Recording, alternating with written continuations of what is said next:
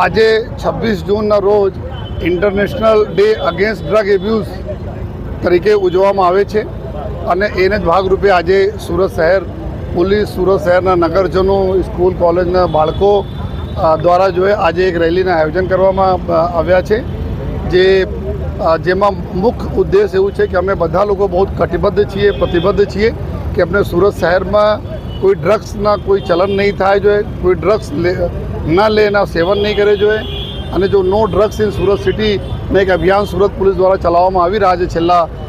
4 વર્ષોથી આમાં આપણને ખૂબ સફળતા પણ મળી રહી છે. ઘણા બધા મોટા જો ડ્રગ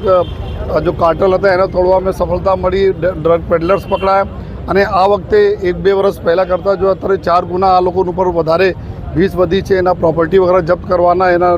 પ્રોપર્ટી ઇલીગલ પ્રોપર્ટી જો બનાવ્યા હોય તેના નિયમાનુસાર કાર્યવાહી કરીને ડિમોલિશન કરવાના, આ બધી જો કાર્યવાહી સખત કાર્યવાહી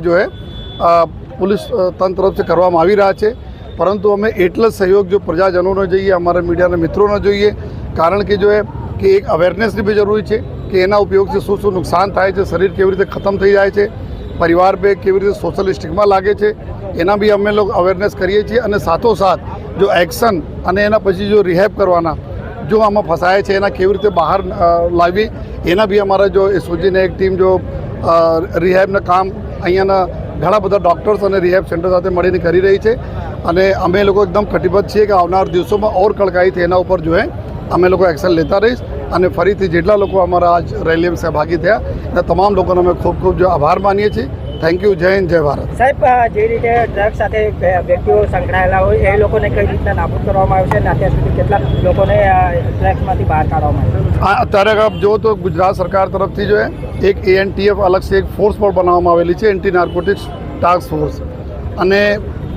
સરકારશ્રી આ બાબતમાં બહુ જ્યાદા ગંભીર બી છે, ચિંતિત છે અને એકદમ કડક એક્શન લેવા માટે તમામ પ્રકારના સૂચનાઓ પણ છે.